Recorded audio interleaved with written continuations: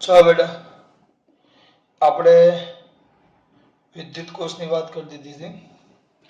હવે જોવાનું છે ચેપ્ટર આપણું ત્રીજું જ, લેક્ચર નંબર 14 છે. હવે છે બેટરી. બેટરી ભણ્યા આપણે, બેટરી યાદ છે? હવે હું ગમે ત્યારે બેટરીની વાત કરું ત્યારે યાદ આવવું જોઈએ. તમે આમ બેટરી લ્યો, બેટરી, બરાબર. જ્યારે પ્રવાહ પસાર થતો ન હોય, I બરાબર 0 હોય, જેને આપણે કીધેલું ઓપન સર્કિટ કન્ડિશન. સ્પેલિંગ નથી આવડતું, ટૂંકમાં લખેલું છે ઓપન સર્કિટ કન્ડિશન. ત્યારે પ્રવાહ 0 હોય ત્યારે બે છેડા ધન અને ઋણ વચ્ચેના વિદ્યુત સ્થિતિમાનના તફાવતને બેટરીનું EMF કહેવાય, જેને આપણે કયા વડે દર્શાવેલું? એપ્સાઇલોન. ધ્યાન રાખજો. બેટરીનો આંતરિક અવરોધ R હોય, બેટરીનો આંતરિક અવરોધ R હોય અને એમાંથી પ્રવાહ I પસાર થતો હોય. કેટલો? I. પ્રવાહ કેટલો પસાર થતો હોય બેટા? I. આંતરિક અવરોધ R હોય અને પ્રવાહ કેટલો પસાર થતો હોય? I. તો વિદ્યુત સ્થિતિમાન, બે છેડા વચ્ચેનો વિદ્યુત સ્થિતિમાનનો તફાવત. આ જ્યારે બેટરીમાંથી કોઈ પ્રવાહ અથવા બાહ્ય પરિપથમાંથી કોઈ પ્રવાહ પસાર થતો ન હોય, એટલે બેટરી એકલી બેટરી જ છે, તો ત્યારે એના ધન અને ઋણ વચ્ચેના વિદ્યુત સ્થિતિમાનના તફાવતને એપ્સાઇલોન કહેવાય, બેટરીનું EMF. જો આંતરિક અવરોધ R હોય અને એમાંથી પસાર થતો પ્રવાહ I હોય, તો વિદ્યુત સ્થિતિમાનનો તફાવત કેટલો થશે? V. V આવે. કયો તફાવત? વિદ્યુત સ્થિતિમાનનો તફાવત કેટલો થશે? Open circuit condition, EMF epsilon, આંતરિક અવરોધ R, પ્રવાહ I. તો આને કહેવાશે V, એટલે કે વિદ્યુત સ્થિતિમાનનો તફાવત. V is equal to epsilon minus IL. યાદ છે ને? આટલી ઉર્જા બેટરીના એપ્સિલોન એટલે એકમ ધન વીજભારને મળતી ઉર્જા, એમાંથી I પ્રવાહ અને આંતરિક અવરોધ R ને કારણે IL જેટલી ઉર્જા શું થઈ ગયેલી? ખર્ચાઈ ગયેલી, પેલી અથડામણને કારણે. એટલે અત્યારે પ્રવાહ વહેતો હોય ત્યારે V બરાબર એપ્સિલોન માઇનસ IL, જેને કહેવાય ટર્મિનલ વોલ્ટેજ. Terminal voltage.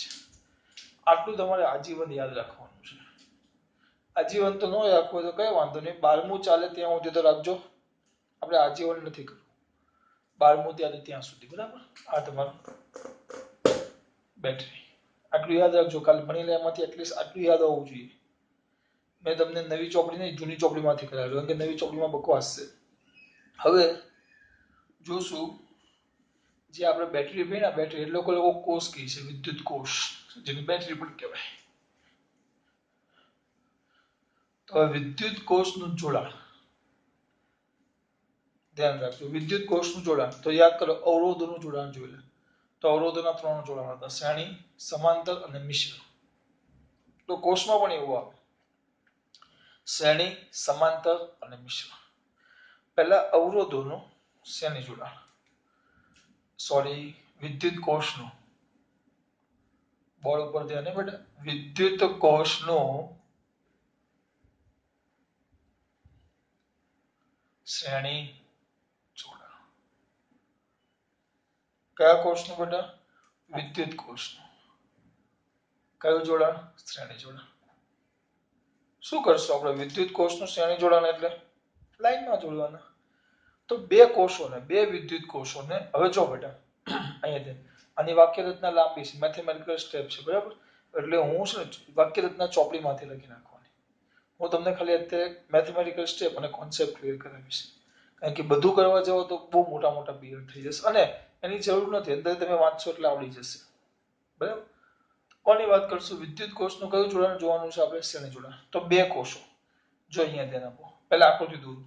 શ્રેણી એટલે વધારે વિચારવાનું ન હોય, આમ જ આમ એક, પહેલા આમ લાઈન દોડી દઈએ આપણે, એટલે મગજમાંથી નહીં. આવ્યો.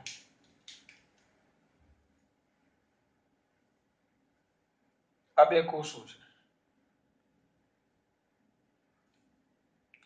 આ પહેલો કોષ છે જેનું EMF છે એપ્સિલોન 1, અને આનું છે EMF છે એપ્સિલોન 2. પહેલો કોષ. આ બીજો કોષ, અને આનો આંતરિક અવરોધ R1 અને આંતરિક અવરોધ R2. તો બે કોષોને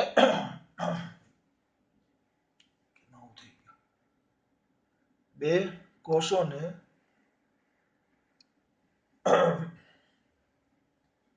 ચલો કેટલા કોષોને બેટા બે કોષોને એ રીતે જોડવાના ધ્યાન રાખજો કેટલા કોષોને બેટા બે કોષોને ઝાંખો થઈ જાય છે બરાબર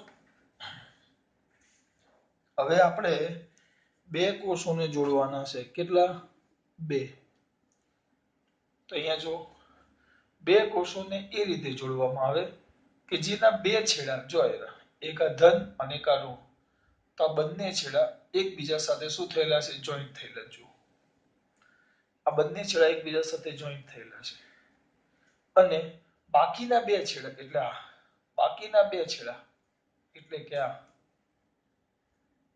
કેવો હોય મુક્ત હોય આમ હાથ ફરવા ગયા હોય એકબીજાનો હાથ પકડી ચાલે એમ આપણે ચાલવું આમાં સમજો કે બે કોષો છે તો આ પહેલો છેડો અને બીજો છેડો તો આ બે છેડા કેવા હોય મુક્ત હોય અને પહેલા તો બે છેડા એકબીજા સાથે જોઈન્ટ હોય એટલે કે અહીંયા જોઈન્ટ છે જોયેલા આ બે અને બાકીના બે છેડા એટલે આનો ઋણ છેડો અને આ પહેલી બેટરીનો આ ધન છેડો પહેલા કોષનો આ ધન છેડો બીજા કોષનો ઋણ છેડો બંને કેવા હોય મુક્ત હોય તો બેટરીના આવા જોડાણને આપણે બે જ લેશું હવે 10 પણ લઈ શકે પણ આપણે કેટલી લેશું બે તો બેટરીના આવા જોડાણને શું કહેવાશે બેટા આવા જોડાણને શું કહેવાશે બેટા એનું ભૂલી ગયો તમને આવડે છે હા બેટરીના આવા જોડાણને વિદ્યુત કોષનું અથવા વિદ્યુત કોષના આવા જોડાણને વિદ્યુત કોષનું શ્રેણી જોડાણ કહેવાય કયું જોડાણ કહેવાય શ્રેણી જોડાણ આ થઈ ગયું તમારું શ્રેણી જોડાણ અને આની બે બી એક સમતુલ્ય આકૃતિ દોરીએ જો આમ નામ આપી દઈએ આ એ બી સી ત્રણ બિંદુના નામ આપી દીધા એ બી સી અને પ્રવાહ પ્લસ થી માઈનસ તરફ જાય એટલે આમ જતો પ્રવાહ આઈ છે આઈ આમ જતો પ્રવાહ આઈ છે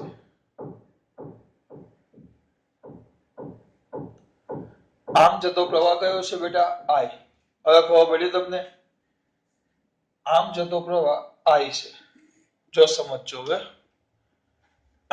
એ બી સી અને આમ જતો પ્રવાહ કેટલો છે આઈ હવે આપણે કરવાનું શું કઈ જ નહીં આ છે અને એવું વિચારો કે આની સમતુલ્ય હવે આકૃતિમાં દર્શાવ્યા અનુસાર જો કેટલી એપ્સિલોન 1 ઈએમએફ કેટલું એપ્સિલોન 1 અને R1 આંતરિક અવરોધ ધરાવતી તેમજ એપ્સિલોન 2 ઈએમએફ અને R2 આંતરિક ધરાવતી R2 આંતરિક અવરોધ ધરાવતી બે બેટરીને એકબીજા સાથે તો બે કોષોને એકબીજા સાથે કેવું જોડેલું છે શ્રેણીમાં જોડી દીધું બે કોષોને એકબીજા સાથે કેવું જોડેલું છે શ્રેણીમાં આ બંનેને એકબીજા સાથે શ્રેણીમાં જોડેલું છે વિચારો કે આ જોડાણનું શ્રેણી જોડાણનું આની જગ્યાએ તમે સમતુલ્ય એક આકૃતિ દોરી નાખો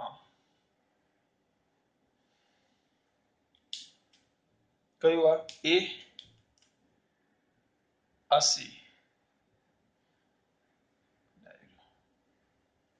આવ્યું પ્લસ એ તો કહેવાની જરૂર નથી આ મોટો છેડો પ્લસ નાનો માઇનસ અને આમાંથી પસાર થતો પ્રવાહ આઈ આનો સમતુલ્ય ઈએમએફ ઈક્યુ ધારો કે આ બેનું પરિણામી વિચારું સમતુલ્ય તો ઈએમએફ કેટલું થાય છે એપ્સિલોન ઈક્યુ સમતુલ્ય ઇક્વાવેલેન્ટ અને આ બેની જગ્યાએ સમતુલ્ય દોરું તો અવરોધ પણ થશે આર ઈક્યુ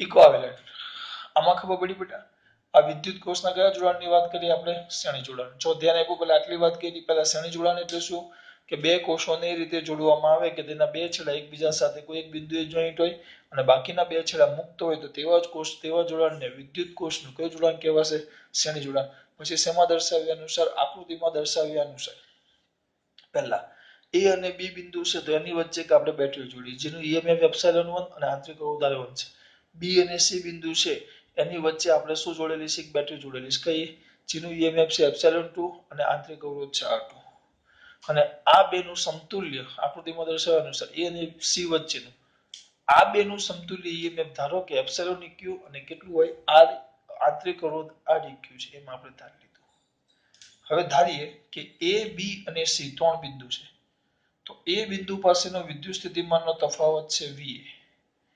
બી બિંદુ પાસેનો વિદ્યુત સ્થિતિમાનનો તફાવત આપણે લઈ લઈએ વિદ્યુત સ્થિતિમાન. બી બિંદુ પાસેનું વી તફાવત નો આવે. બે બિંદુ હોય તો તફાવત આવે. એક બિંદુ માટે વિદ્યુત સ્થિતિમાન જ આવે. એક બિંદુ માટે વિદ્યુત સ્થિતિમાન જ આવે. બરાબર. એ બિંદુ પાસે વિદ્યુત સ્થિતિમાન વી. બી બિંદુ પાસે વિદ્યુત સ્થિતિમાન વી ઓફ બી. આ વી ઓફ બી એટલે વી ઓફ બી એટલે એ બિંદુ પાસેનું વિદ્યુત સ્થિતિમાન. બી બિંદુ પાસેનું વિદ્યુત સ્થિતિમાન અને સી પાસેનું વિદ્યુત સ્થિતિમાન વી ઓફ સી છે. બરાબર. ચલો આમાં કોઈ પ્રોબ્લેમ છે નહીં. આ આપણે લખી નાખ્યું. એ બી અને સી પાસેના વિદ્યુત સ્થિતિમાન વી ઓફ એ, વી ઓફ બી અને વી ઓફ સી છે.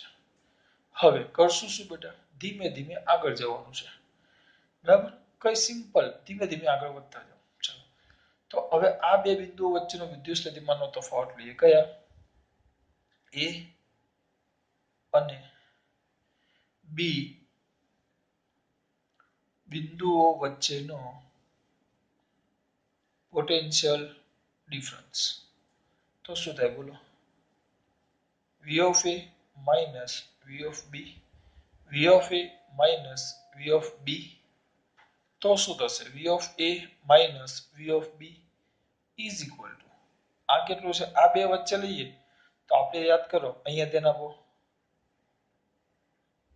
આ એ બી હોય, બે બિંદુ છે. આનો ઈએમએફ એપ્સાઇલોન અને આંતરિક અવરોધાર તો પ્રવાહ I પસાર થાય તો આ બંને છેડા વચ્ચેનો વિદ્યુત સ્થિતિમાનનો તફાવત V છે. વિદ્યુત સ્થિતિમાનનો તફાવત દેખાવ છું ને હું વિદ્યુત સ્થિતિમાનનો તફાવત કેટલો છે? V છે. જો વિદ્યુત સ્થિતિમાનનો તફાવત V હોય તો V બરાબર તો આપણે ભણી ગયા એપ્સિલોન માઇનસ IR થાય. આગળ મેં ચલાવ્યું V બરાબર તો એપ્સિલોન માઇનસ IR. તો A અને B વચ્ચે છે તો ખાલી લખું છું. આને V પણ કહી શકું પણ આપણે જે સ્ટેપ બાય સ્ટેપ અંદર છે આપણે એમ જ કરીએ. તો A અને B લઈએ તો V of A minus V of B આવ્યું. V of A minus V of B એટલે આ બેનો તફાવત બે બિંદુ વચ્ચેનો જે ખરેખર આપણો V થશે. તો એક જ બેટરી હોય એપ્સિલોન તો અહીંયા એપ્સિલોનની જગ્યાએ શું છે? એપ્સિલોન 1 તો એપ્સિલોન 1 માઇનસ IR તો માઇનસ શું આવશે? IR1 કારણ કે પ્રવાહ બંનેમાંથી એક જ જશે. શ્રેણીમાં છે. અવાજ કાજે છે. ક્યાં છે? શ્રેણીમાં. તો બંનેમાંથી પ્રવાહ એક સરખો જ પસાર થાય. બરાબર. હવે જો અહીંયા ધ્યાન આપેલું સમીકરણ નંબર 1 બહુ બધું મેળવવાનું છે. હવે કયા? બી અને સી બિંદુઓ વચ્ચેનો પોટેન્શિયલ ડિફરન્સ એટલે આ બે બિંદુઓ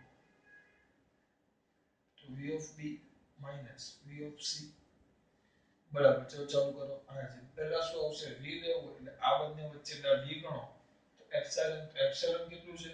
આ બે બિંદુ વચ્ચે EMF કેટલું છે? એપ્સિલોન 2 અને IR પ્રવાહના આંતરિક અવરોધનો ગુણાકાર. પ્રવાહ કેટલો છે? I માઈનસ IR2 જેને કહેવાશે આ થઈ ગયું તમારું સમીકરણ નંબર 1. આ થઈ ગયું તમારું સમીકરણ નંબર 2. આ સમીકરણ નંબર 1. હવે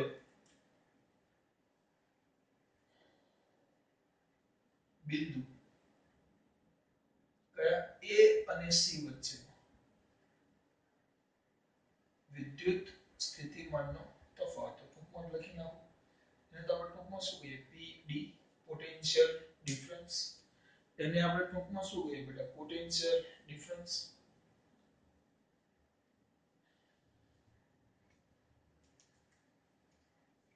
પોટેન્શિયલ ડિફરન્સ તો પોટેન્શિયલ ડિફરન્સ કયા વચ્ચેનો? A અને C વચ્ચેનો. ચલો તો શું લખશું બેટા આપણે? V of A minus V of C plus સંયુક્ત માટે આવી ગયો.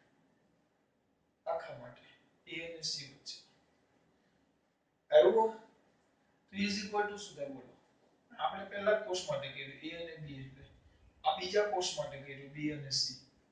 હવે V of A minus V of C તો નાના છોકરાને ખબર પડે V of A minus V of B plus V of B minus v of c આ બે બિંદુ લઈ લીધા v of b પ્લસ કર્યું v of b માઈનસ કર્યું સો આવું કેમ કર્યું મારે તો આના માટે કરવું તો જો એટલે આ બે પદ તમને દેખાય જો v of a minus v of b અને v of b minus v of c તો અહીંયા બે તમને તરત દેખાશે જો અહીંયા લખવાનું હવે સમીકરણ કયા પરથી એક અને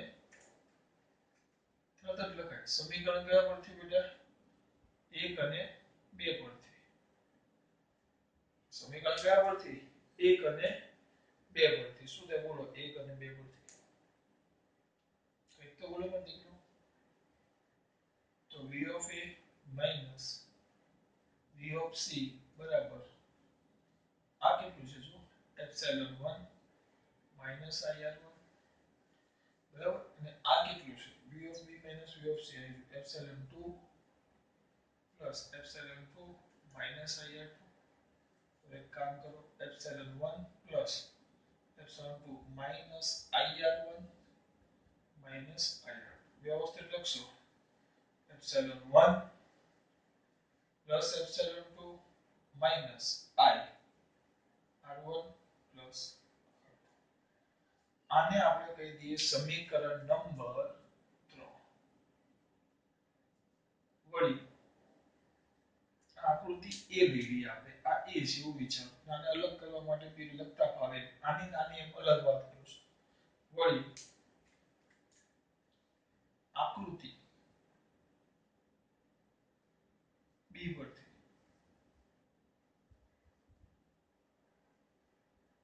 ચલો વિચારો તો શું થાય v of a minus v of c આ બંને વચ્ચેનો વિદ્યુત સ્થિતિમાન તફાવત અને પહેલા લખી નાખો તો પણ ચાલે આપણે પછી લખ્યું છે તે તફાવત કેટલો થાય બોલો સમતુલ્ય કેટલું છે એપ્સિલોન eq છે emf અને સમતુલ્ય અવરોધ કેટલો કીધો છે req પ્રવાહ કેટલો છે તો આપણે શું આપણું સૂત્ર શું હતું v એપ્સિલોન માઈનસ ir તો કોઈ પણ બિંદુ વચ્ચેનો વિદ્યુત બે બિંદુ વચ્ચેનો વિદ્યુત સ્થિતિમાનનો તફાવત v એ emf એટલે કેટલું છે એપ્સિલોન eq માઈનસ પ્રવાહ I ગુણ્યા આંતરિક અવરોધ અને પરિણામી આંતરિક અવરોધ Req છે તો Req નો ગુણાકાર જેને તમે કહી શકશો સમીકરણ નંબર 4 આ શું દર્શાવે a અને c વચ્ચેનો પરિણામી emf જો એપ્સિલોન eq હોય અને પરિણામી આંતરિક અવરોધ Req હોય તો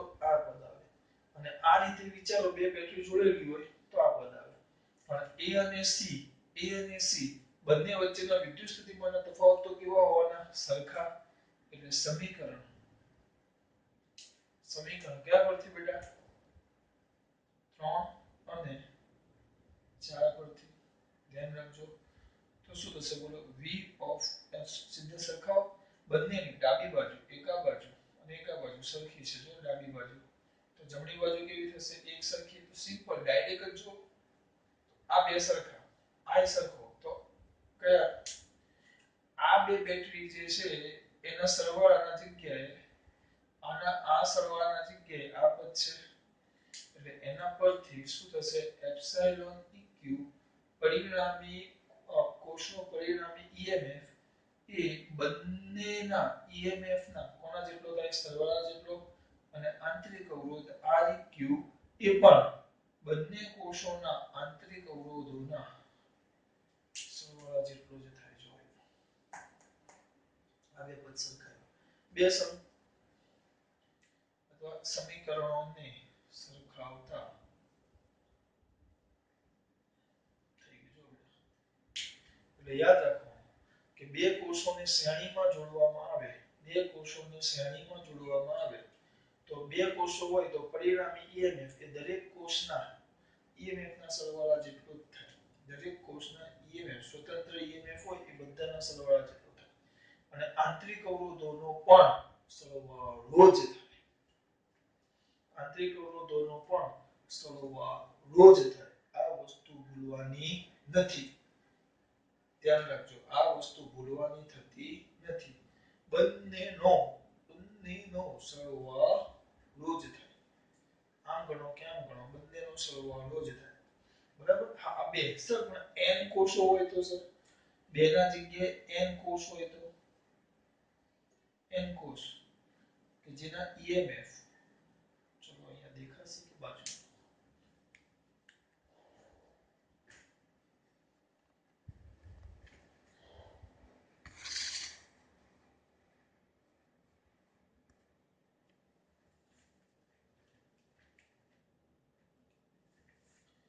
કેટલા કોષ હોય બેટા n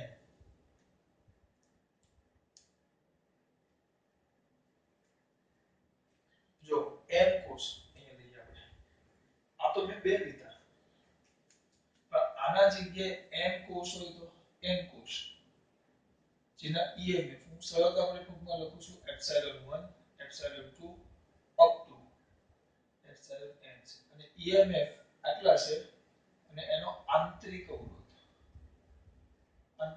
અનુક્રમે R1 R2 up to Rn હા પણ બધા રીતે નેગેટિવ સાથે પોઝિટિવ આ રીતે સહાયક સ્થિતિમાં જોડેલા હોવા જોઈએ સોરી એ પછી તમને પણ આ જોડેલા કેમ હોવા જોઈએ તમને સમજાવું એટલે સમજાય આમાં જોવા જોઈએ આમાં હોય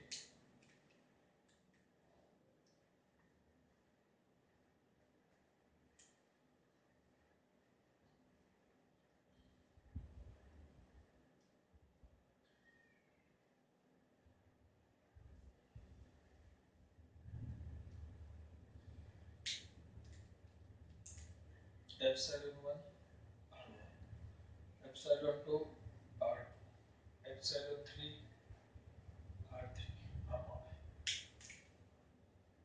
બરાબર આટલું થાય ધ્યાન રાખજો આ સોરી 3 નહીં આપણે તો n છે ને તો n તો આ r જો આમ હોય તો કઈ જ નહીં તો પરિણામી ઈએમએફ કે પરિણામી ઈએમએફ સમતુલ્ય એપ્સિલોન ઇક્યુ એ આ દરેક કોષ છે દરેક બેટરી છે એનું જે ઈએમએફ હોય એ દરેક સ્વતંત્ર ઈએમએફ ના સરવાળા જેટલું થાય એટલે બધાના જ ઈએમએફ લઈ એનો શું કરી નાખવાનો સરવાળો અને એ જ રીતે પરિણામી શું બેટા પરિણામી શું દીકરા અવરોધ એ પણ પરિણામી એટલે કયો અવરોધ આંતરિક અવરોધ એ પણ દરેક બેટરીના એટલે કે કોષના આંતરિક અવરોધ લઈ લેવાના અને એમનો શું કરી નાખવાનો સરવાળો જોડાણા પ્લસ સાથે માઈનસ પ્લસ સાથે માઈનસ પ્લસ સાથે માઈનસ પ્લસ સાથે માઈનસ લેતા જાવ તો એમ જ જોડાણ હોવું જોઈએ સહાયક સ્થિતિ કહેવાય આપણે અહીંયા એ જ વસ્તુ જોઈ છે અહીંયા બેટરી આપણે કેવી હતી જો સમજાવ આગળ જે કર્યું આમાં ખબર પડી છેલ્લે વિધાન છે હું જે બોલું એ છું એટલે કે દરેક કોષ તમે ગમે તે n ને ગમે તેટલા કોષમાં શેના માટે કીધું છે આપણે શ્રેણી માટે હોય તો શ્રેણીમાં જેટલી પણ બેટરી હોય ઈએમએફ પૂછે પરિણામે તો બધાના ઈએમએફ નો શું કરી નાખવાનો સરવાળો હા પણ આ રીતે જોડાણ હોવું જોઈએ પ્લસ સાથે માઈનસ પ્લસ સાથે માઈનસ એમ ઊંધું ન હોવું જોઈએ સર ઊંધું હોય તો બતાવો 2 મિનિટ શાંતિ રાખો ઊંધું હોય તો આપણે જોઈએ 1 મિનિટ આપો આમાં ગાવ બળી બેટા હા કે ના હા શ્યોર ચોક્કસ હા એટલે કે પરિણામ ઈએમએફ હોય તો પણ દરેક બેટરીના ઈએમએફ ના સરવાળા જેટલો થાય અને પરિણામી આંતરિક અવરોધ એટલે બેટરી અથવા કોષ બેમાંથી કોઈ પણ એક શબ્દ વાપરવો હશે કોષના દરેક કોષના આંતરિક અવરોધના શું આવશે બેટા સરવાળા જેટલો થાય આ થઈ ગયું તમારું શ્રેણી જોડાણ અહીંયાથી આપણે જોઈ કઈ લેવાનું છે એને કશું જ લેવાનું નથી બેટા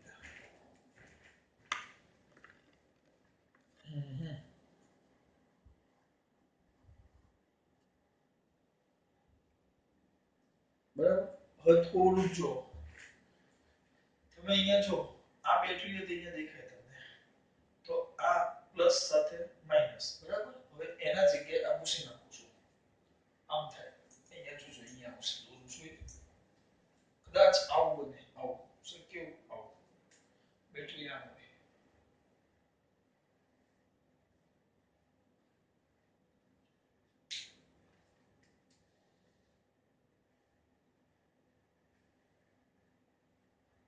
આમ હોય થોડું બદલાઈ જાય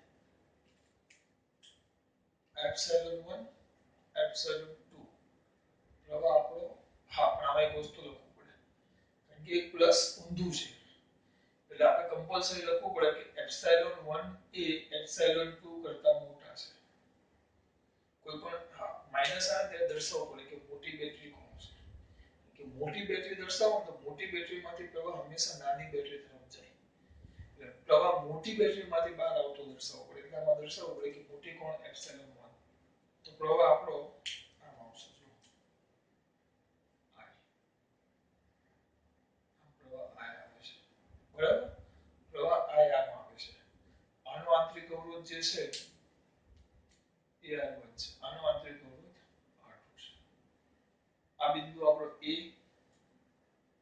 આ B અને આપણો આ C. બરાબર? સમતુલ્ય પણ લઈએ તો સમતુલ્ય તો એ જ આવશે. ચોપડીમાં ડાયરેક્ટ આપી દીધું છે. હું થોડુંક તમને સમજાવું છું. આની જગ્યાએ સમતુલ્ય લઈ લો.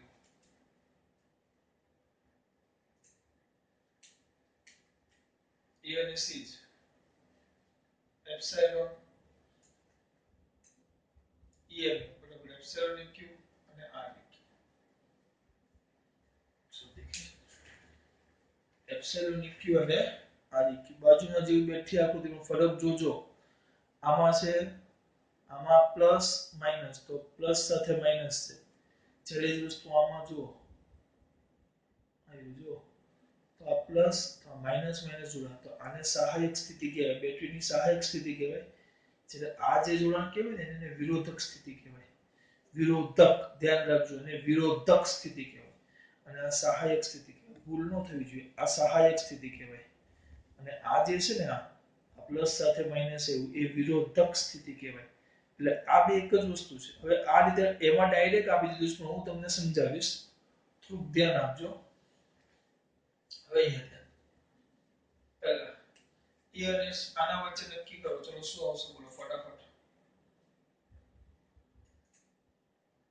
તો આવે v of a minus v of b. આ બંને વચ્ચેનો તફાવત is equal to epsilon 1. બરાબર? epsilon minus અહીંયા epsilon minus અહીંયા પહેલો કોષ છે તો epsilon 1 minus ir1. બરાબર? હવે જે રીતે v of b minus v of c લે તો આ બે વચ્ચે તો બેટરી ઊંધી છે જો આના કરતા. એટલે આને લખશું આપણે minus epsilon 2 અને પ્રવાહ તો આમ જ છે. એટલે એ તો એમ જ આવશે minus ir2.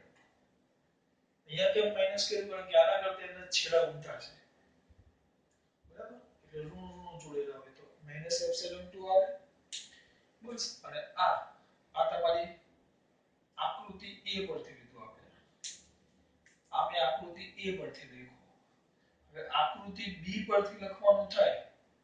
આકૃતિ B પરથી તો એટલે આપણે A પરથી લખ્યું પણ આનું સમતુલ્ય લખી નાખીએ v of A minus v of C direct તો is equal to અહીંયા લખો જગ્યા ઘટશે મને એવું લાગે છે. તો v of A minus v of B plus v of B minus v of C આવી ગયું. v of B ઉમેરા બાદ કર્યા. બરાબર? હવે જુઓ v of A epsilon એટલે આ ભાગ તો આ ભાગ epsilon 1 minus ir1 epsilon 1 minus ir1 પછી આ ભાગ v of B minus v of C તો એના જગ્યાએ અહીંયા કિંમત મૂકી દેવાની પ્લસ પ્લસ છે પણ આ બાજુ માઈનસ એટલે minus epsilon 2 minus ir2 is equal to epsilon 1 minus epsilon 2 minus I common કાઢ્યું તો અંદર વધશે r1 plus r2 થોડું ટાઈમ જગ્યા બચે એવી. આ તમારું સમીકરણ નંબર 1 આવ્યું. આ કિસ્સા માટે 1 લઈએ. આવ્યું? હવે એ જ વસ્તુ તમે અહીંયા જુઓ. તમે આ જે વસ્તુ v of a અને v of a minus v of c લીધું એને હવે આકૃતિ આપણે b પ્રમાણે જોઈએ. b પ્રમાણે તો આકૃતિ b પરથી શું થાય? b પરથી આકૃતિ b પરથી આ બધું છે ને પણ લખી નાખું છું તમને. તો b પરથી શું થશે બોલો? v of a minus v of c is equal to epsilon eq minus I req. એટલે જો આ સહાયક સ્થિતિ હોય એટલે આ રીતે પોઝિટિવ આમ ક્રમમાં એક સરખી રીતે બેટરી લાઈનમાં જોડેલી હોય અહીંયા જુઓ એક સરખી રીતે અહીંયા જોજો ખાસ આ બાજુ જુઓ પહેલા અહીંયા જુઓ આ બેટરી છે એવી જ આ બેટરી જોડેલી છે દેખાય એક સરખી રીતે બેટરી જોડેલી હોય બરાબર એટલે આને સહાયક કહેવાય નેગેટિવ સાથે પોઝિટિવ પોઝિટિવ સાથે નેગેટિવ અને સહાયક સ્થિતિ કહેવાય આપણે બે લીધી એમ એન આવે તો એવી સ્થિતિમાં હોય તો શ્રેણીમાં પરિણામી ઈએમએફ એ જો દરેક બેટરીના ઈએમએફના સરવાળા જેટલું થાય અને આંતરિક અવરોધ પણ પરિણામી એ દરેક બેટરીના એટલે કોષના આંતરિક અવરોધના સરવાળા જેટલો થાય પણ એ જ વસ્તુ જો બદલાઈ જાય તો અહીંયા સાઈડમાં આવી જાઓ બેટા જો આ પ્લસ છે અને નેગેટિવ સાથે નેગેટિવ છે આ જે જોડાણ કહેવાય એને સહાયક સ્થિતિ કહેવાય આ જે જોડાણ કહેવાય એને વિનાશક નો કહેવાય વિરોધક સ્થિતિ કહેવાય વિરોધમાં છે જો નેગેટિવ નેગેટિવ એટલે વિરોધ જ થાય લેડીઝ સાથે લેડીઝ તો ઝઘડા જ થાય એટલે નેગેટિવ નેગેટિવ આ વિરોધક સ્થિતિ કહેવાય પણ એમાં લખવું પડે એપ્સિલોન 1 કરતા મોટા છે એપ્સિલોન 2 તો તમે પ્રવાહ આ પહેલામાંથી બહાર આવતો બતાવી શકો આ ધ્યાન રાખજો ભૂલ ન થાય ના પરિણામે આના જેમ જ આ લખ્યું છે હવે આ av ઓફ a માઈનસ આ બધું અંદર નથી આવ્યું એટલે કોઈ ડાયરેક્ટ લખી નાખ્યું કે હવે પરિણામી જે emf છે એ બંને emf આને સરખાવો તમે જો અહીંયા તો અહીંયા બાજુમાં લખું છે બાજુમાં અહીંયા સરખાવો તો epsilon eq is equal to epsilon 1 minus epsilon 2 થાય અને req is equal to r1 plus r2 થાય બેને કમ્પેર કરો આયરો દેખાય છે તમને જો અહીંયા આવી જાવ પાછા તો જો પરિણામી આ બે છે એપ્સિલોન eq પરિણામી emf એ બંને emf ની બાદબાકી જેટલો થાય જો બરાબર આ છેડો ખાલી આ ઊંધો મૂકી દીધો બેટરીના જોડાણ ઊંધા કર્યા આના કરતા આટલો ફરક પડે હા તમે જોડાણ ગમે તેવા કરો સહાયક સ્થિતિ હોય કે વિરોધક સ્થિતિ હોય પણ આંતરિક અવરોધ આમાં જો પરિણામે આંતરિક અવરોધ તો સરવાળો જ થાય જો આ બદલાઈ ગયું એ વસ્તુ તમારે સમજવાનું છે ખબર પડી બેટા આ વસ્તુ ખાસ છે આ થઈ ગયું તમારું બેટરી એટલે કે વિદ્યુત કોષોનું મેથમેટિકલ સ્ટેપ લખ્યા છે લખાણ બેઠા જ છે અંદરથી કોઈ એટલા બધા ફરક છે નહીં મોકલી દઈશ તમને આખા પાઠના થિયરીની પીડીએફ એમાંથી જોઈ લેવાનું સમજ પડે છે બેટા ચલો જોડાણ જોડ્યું છે હવે નેક્સ્ટ લેક્ચરમાં જોશું 15મા લેક્ચરમાં સમાંતર જોડાણ ખાસ વાત